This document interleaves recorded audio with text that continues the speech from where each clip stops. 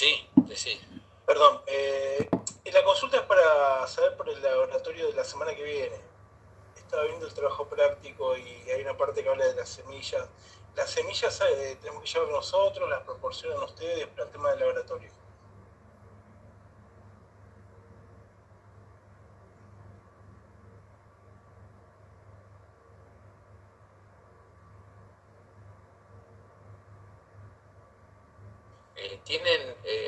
Chicos, tienen que traer el material, en ese caso, ustedes.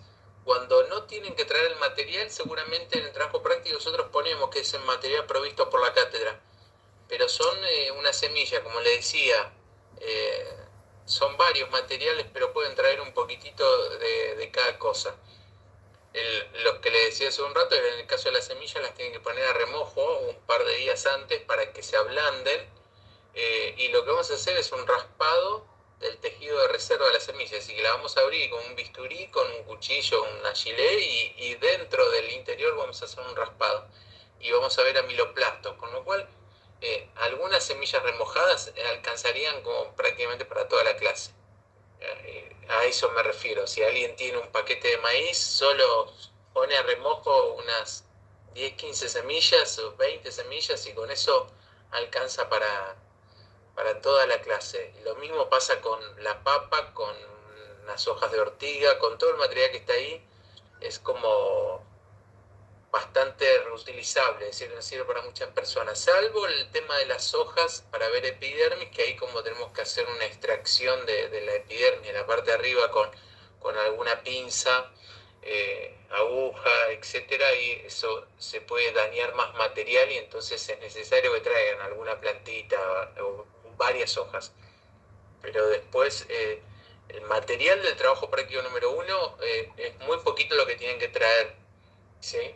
En cantidad. Por lo tanto, si se ponen de acuerdo por grupos, es decir, alguien tiene, no sé, una bolsa de medio, otro tiene una bolsa de poroto, bueno, que uno se encargue, pongan un vasito, en una bandejita algunas semillas y las traen, pero para todos, porque no es muy poquito lo que usamos. Es lo mismo que una papa va a alcanzar para todo el curso, o un morrón, si alguien tiene un pedacito de morrón, con eso, o tomate, eso es suficiente. ¿Se entiende? Gracias. No, por favor. Bueno, bueno, entonces, volvemos. La hoja del maíz, recién vimos el tallo, donde tiene en posición subepidérmica y también acompañan los haces vasculares. En la hoja no tenemos esclerénquima por debajo de la epidermis. La epidermis son las células estas más gordas. No hay esclerénquima, pero sí se nos concentra esclerénquima, donde va a cumplir esa función que venimos reiterando, que es que el haz vascular, que es esta importante zona de conducción de la savia, quede fija, quede bien sujetado el haz vascular entre la epidermis inferior y la superior a través de estos, lo denominamos casquetes, o son zonas donde se concentra esclerénquima y que entonces va a hacer que el haz vascular quede bien fijo entre las dos caras. Ahora noten que si bien tenemos este esclerénquima en el haz vascular principal, que es donde en la hoja de maíz hay un nervio, vieron que es una saliente muy pronunciada, es el nervio del medio, pero no lo tenemos en las otras, en los otros haces paralelos, que son los de segunda importancia. Ahí esos haces están solos, sin esclerénquima, solo en el principal, que es el nervio más duro de todos, justamente que es duro y prominente por la presencia de esclerénquima.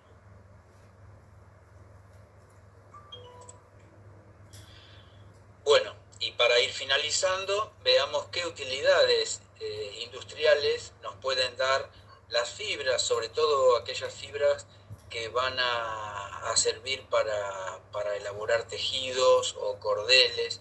Vamos a ver, lo tenemos dividido en tres grupos acá, que son, primero, en dicotiledóneas, las llamadas fibras liberianas. Liberianas no es que son de Liberia, sino que liber se le llama al floema, es decir, el tejido que conduce savia, y estas fibras lo acompañan. Por lo tanto, se le llaman así, pero son endicotiledóneas.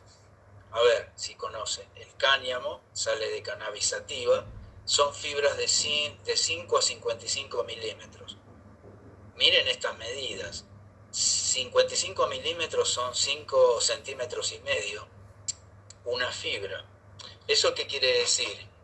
Que si definimos la fibra como una célula de esclerénquima, y la célula de esclerénquima es una célula, tuvo que lograr esa célula 5,5 centímetros de largo. Es decir, que la célula logró este tamaño antes de convertirse en fibra. Nosotros, digo esto porque pensamos en la célula siempre como algo diminuto, pero entiendan que las células que se van a convertir en fibras pueden lograr estas longitudes y más. El yute, que es lo que nosotros llamamos arpillera, todos conocen la tela de arpillera o la bolsa de arpillera, la bolsa de papas, ¿no? La bolsa de papas, que hoy pueden utilizarse igual bolsas plásticas, pero la original es la del llamado yute, que es Corchorus capsularis, fibras cortas en comparación de 0,8 a 6 milímetros. El llamado kenaf, que es un pariente de la rosachina, asiático. El lino, fíjense que el lino, llamado Linum usitatissimum, nos da fibras de 9 a 70 milímetros, 7 centímetros. Esto de la longitud es necesario para que al formar, para que se forme directamente el hilo del cual nosotros después vamos a hacer un tejido, ¿no? Si las fibras no se pueden unir entre ellas formando un hilo, difícil que podamos formar luego un tejido o una tela. Eso pasa con una planta que capaz ustedes conocen, el palo borracho, ¿lo conocen? Sí. El palo borracho, sus frutos cuando maduran dan como un algodón, ¿vieron? Como un copo de algodón. Esos son pelos que pertenecen a la cara interna del fruto. Pero son pelos tan cortos que no se llegan a unir entre sí en el doblez, por lo tanto no se puede formar un tejido del palo borracho. Sí se utiliza para llenar, por ejemplo, salvavidas, que permiten flotar, o almohadones, pero no sirven para hacer un tejido. Para hacer un tejido la fibra tiene que tener cierta longitud. Finalmente, miren qué impresionante la longitud de esta, que es el ramio o emeria, da un tejido sumamente suave, muy parecido a la suavidad del algodón, hasta de 25 centímetros de largo. Luego tenemos fibras que vienen de monocotiledóneas. Van a ser fibras más duras, más rígidas. Puede haber algunas que de última consigan telas suaves, las hay, pero en monocotiledonia generalmente son fibras más duras. Tenemos el llamado cáñamo de Manila, que es un pariente del banano, del bananero, Musa textilis, que tiene fibras bastante cortas, pero se hacen tejidos de calidad. El genequén y el sisal vienen de plantas que son como de pinches, hojas gordas con pinches, originarias de México y Centroamérica. El sisal, ustedes saben, con el sisal se hacen las suelas de las alpargatas originales. Es ese cordel grueso, duro, un poco grotesco, ¿no? Porque el sisal es así, pero se dan cuenta que de las hojas, y en algunos casos de los tallos, de las plantas, es en definitiva de donde se obtienen los cordeles o tejidos naturales. Incluso la planta del ananá, sus hojas, una vez que se despojan del tejido blando, toda la fibra que queda se puede utilizar para tejido. El siguiente, yo creo que ustedes lo conocen, es este llamado cáñamo de Nueva Zelanda. A ver, ¿han comprado alguna vez paquetes de acelga o espinaca? ¿Vieron que viene atado con una tirita de un vegetal? A veces trae hilo también de plástico, ¿no? Pero Sí, es duro. claro, es durísimo, no lo pueden cortar a mano. No lo pueden cortar a mano. ¿no? Eso es una planta que es muy común en los jardines porque se usa también como decorativa, pero por esa razón al Phormium tenax se los cultiva mucho en las quintas o huertas porque tienen el material disponible a mano para atar los paquetes de verdura.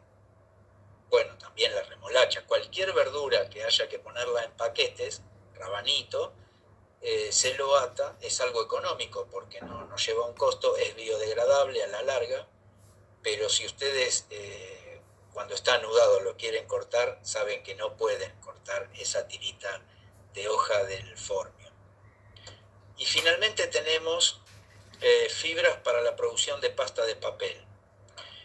Saben que básicamente la pasta de papel se obtiene de digerir la pulpa de maderas, de árboles.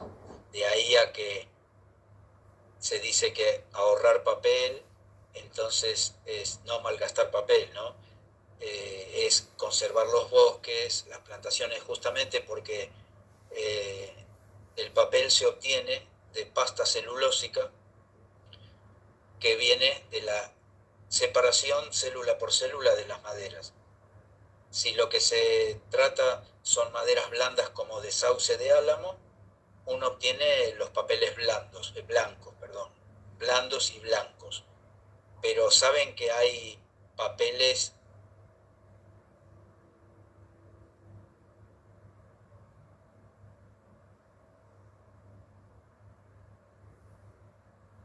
duro.